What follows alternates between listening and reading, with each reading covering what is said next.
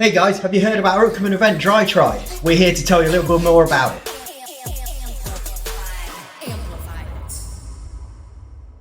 Alright team, so what is Dry Try? Dry Try is our biannual event and it's like the ultimate benchmark here at Orange City Fitness. Kind of like our indoor triathlon. It consists of a 2,000 meter row, 300 reps on the weight floor, and then 3.1 miles or 5K on the treadmill. Of course, we've got the equivalent for power walkers, and those who use the bike or the strider. This is an event we highly recommend to anybody who is seeking their next challenge. The atmosphere is always amazing. We'll all be here encouraging you across the line.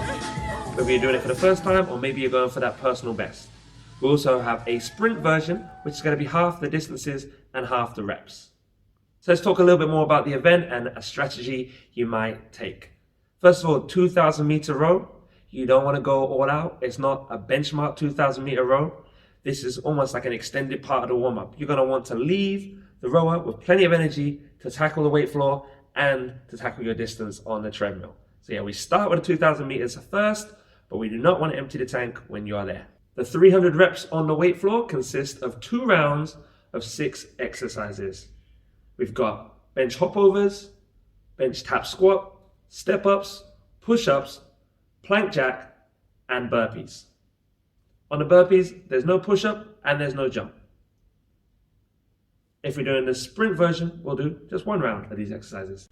Once you've done your 2 rounds, your 300 reps, at that point you'll be heading over to the treadmill, and you want to get over to that treadmill and start moving. Even if you're walking to begin with, eventually we'll pick up that pace, and it'll be up to you how you want to approach your 3.1 miles or 5K. Maybe you'll look to commit to one steady pace, maybe you'll do intervals. We'll be there either way, encouraging you and cheering you across the line. Orange Theory have introduced the strength category to the Dry Try to create an elevated challenge for this classic event.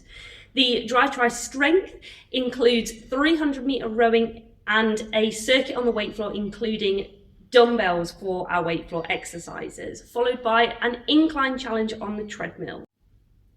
So who is Dry Try strength for? It is for our members who are confident using those dumbbells on the weight floor during a normal Orange 60 session and are frequently using 10 pounds or greater dumbbells for most of the exercises, and they're executing them to proper form safely. If you have never done the Dry Try in its classic form before, then we're definitely recommending that you do the classic version first of all, maybe even a few times, to get yourself those PBs and really get that Dry Try experience and get familiar with it. The Dry Try strength is for those of you that have maybe done the Dry Try a couple of times and ready for that next level up. So exercise number 1 for your weight floor rounds is going to be a dumbbell burpee. You're going to have a dumbbell in each hand. You're then going to take it to a squat down, jump those feet out or step them out into your high plank position, step or jump those feet back in and bring it back up to that standing position with hips extended at the top. Next up is your hand release push-ups. This is the only exercise out of the 5 that doesn't include your dumbbells. So you're going to have your hands in that high plank position. Starting from here, you're going to lower all the way down, get that chest to the floor and release the hands, and then press all the way back up to that plank position. Option for this one is going onto the knees, but you must start in a high plank position off your knees and finish in that high plank position with your knees elevated off the ground, start and finish, but drop to the knees in between for the push-up segment. The third exercise is the dumbbell bench tap squats. You're going to have your dumbbell either side of your hips on either side, and then you're going to squat down and tap the bench. Your glutes must touch the bench, and then you stand up all the way at the top with those hips extended. The next exercise is probably going to be the limiting factor in terms of your dumbbell selection, which we'll talk about later on in this video, but it is your seated hammer curl to neutral grip shoulder press. You're going to be from that seated position, curling up and then pressing and locking out overhead. If it doesn't come to full lockout, that's okay, but we do want to see those dumbbells going overhead and then nice and controlled descent all the way back down to the start of the next rep. The final exercise of the round is going to be your front-loaded alternating reverse lunges. For this, you're going to need your kneel pad ready to go.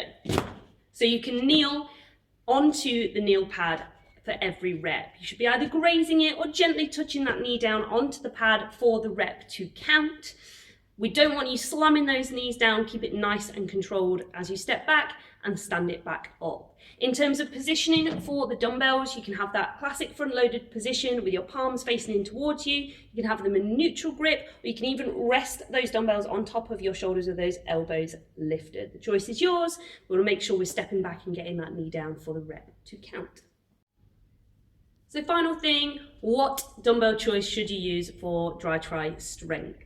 Put it into perspective, team, you've got 6 total rounds of your weight floor exercises. They're going to be 10 reps of every exercise each round, so 60 reps. Bear that in mind when choosing your dumbbell selection. Opt for something on that more conservative side, and remember that limiting exercise is going to be your hammer curl to overhead shoulder press. You want to pick something that's appropriate for that exercise, and the rest will fall into place. A couple of final rules about your weight selection here, team. You need to be picking your weight selection before the wave begins. You're going to be using that same pair of dumbbells all the way through the challenge.